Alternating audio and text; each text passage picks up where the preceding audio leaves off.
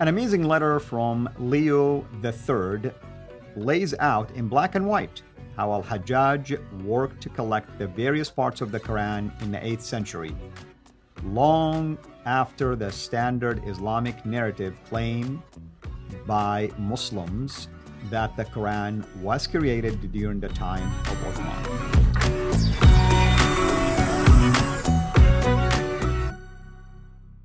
With me here to unpack all of this for us is Dr. J. Smith. Dr. J, who is Leo III, if you want to tell our audience, and why is his letter important? Well, we're going to talk about Leo III, but let's just say, why is it that we're even talking or bringing him into this? So far, every testimony we have for Abu Bakr, Umar, Uthman, and Ali is non-existent. There's no eyewitness account. There's nothing at all for these four caliphs.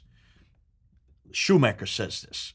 Everybody has been saying this. You can't find any reference to these four caliphs in a city called Medina, because that's where their headquarters is, but going to Mecca for all of their sanctuary and all their puja, as we call it in Hindi. None of that exists. Nothing in the 7th century. And yet everything that Muslims, all you are watching, all the Muslims who are watching this program, or anybody who has studied Islam, is dependent on is that there has to be these four caliphs who, two of them, created the two recensions of the Quran, Abu Bakr the first and Uthman the second. Abu Bakr 632, Uthman 652, 20 years apart. So everything we know about these two recensions just doesn't exist in the 7th century. It's nothing more than hearsay coming from the 9th and 10th century, redacted back to the 7th century. So Shoemaker is saying enough, enough, enough. We've got to follow where the evidence lies. You and I have been saying this. This is one thing we've always looked at. So we need to go to the 8th century because there's nothing in the 7th century there. Well, we do know, before I say there's nothing in the 7th century, we do know about Muawiyah. There's lots of references to him. He is the first caliph from 661 to 680. For 20 years, he's caliph in Damascus. Why isn't he way down in Mecca, Medina if he's part of the caliphal contingent? He comes right after Ali. Obviously, he has nothing to do with Mecca and Medina. You're going to see why as we get into future episodes with Shoemaker. Shoemaker shuts down the Hijaz. Damascus is where he is. For 20 years, he's a Christian caliph. The Marwanids come to power, and Marwan the first, and then he dies, and Abdul Malik his son comes to power, 685. From 685 to 609, for 20 years he's in power, up until 705. And then you start to get testimonies and witness. We have lots of material on Muawiyah. We have lots of material on Abdul Malik. We have coins. We have manuscripts. We have buildings. We have qiblas. All this fits the historical record of both Muawiyah and Abdul Malik. Well, that's why we need to go and see who else was talking. We've already talked about John of Damascus. Let's look at Leo III. Now, Shoemaker talks about Leo III, and he's referring to the Armenian Chronicle of Levond or Levond from 789. So now we're talking about the late 8th century. You have this Leo III, and he has a series of letters that go back between him and this Umar II. So we're talking about this is an Abbasid authority. What's fascinating is those letters do exist, and we can look at them.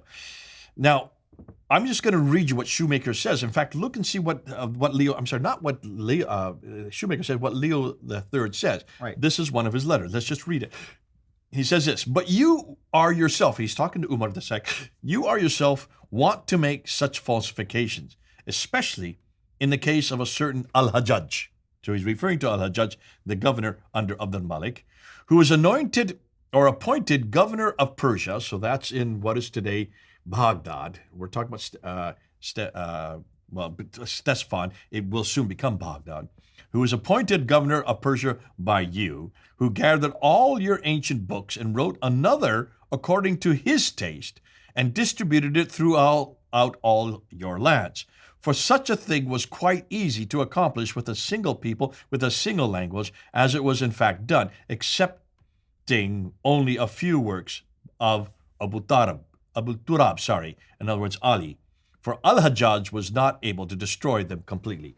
So there it is in black and white.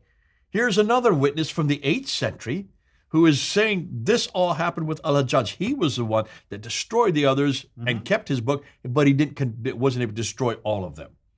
So that's That's the reference that Shoemaker is pointing to. Now, what are Shoemaker's conclusions concerning that? Well, here's his conclusions.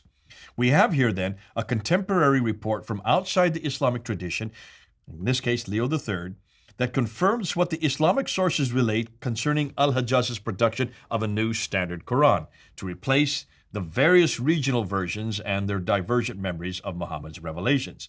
Leo III's account, composed during the first part of the 8th century and most likely sometime before 730, closely matches the description of these sources of Al-Hajjaj, gathering together the regional codices that had emerged independently in the main centers of Islam and harmonizing their differences into a new official standard version, which presumably was more or less identical with the Quran that has come down to us today. Leo III's letter, however, says nothing about any sort of prior collection of the Quran by earlier figures from Islamic history, Uthman or otherwise.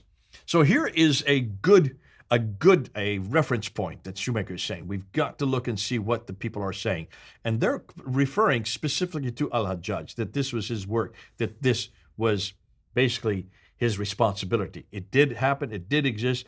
He's talking in the 8th century, so he's close to the event. He's also there on the ground. He does not have a bone to pick, and he's certainly not part of the Abbasid tradition that would have eradicated this known fact. So that's why you can see we can trust him because of the fact that he is even disputing this. And also, I like the fact that there's a focus on Al-Hajjaj here, simply because not only he played a role in, for instance, let's call it editing the Quran, okay, let's call it that much.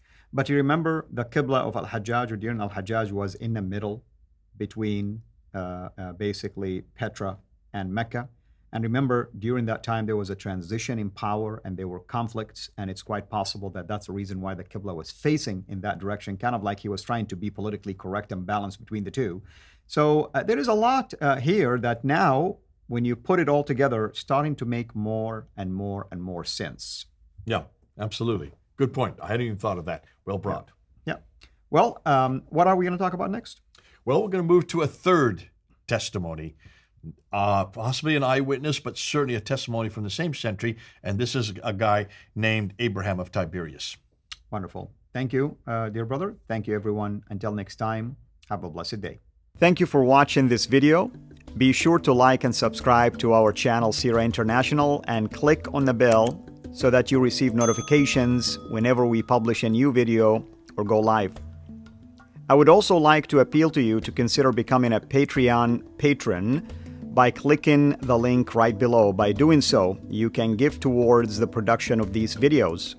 There are also other options for you where you can give to our channel. I thank you from the bottom of my heart.